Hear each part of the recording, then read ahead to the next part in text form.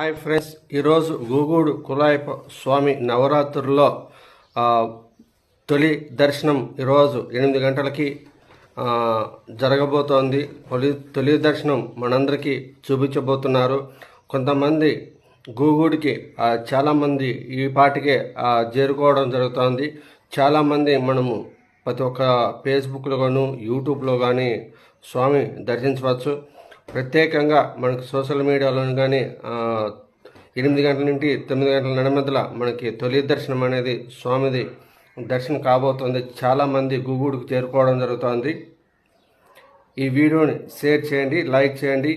గూగూడు స్వామికి సంబంధించిన వాళ్ళు ప్రతి ఒక్కరూ షేర్ చేయండి, లైక్ చేయండి. చాలామంది వరకు ఇది రీచ్ కావాలి.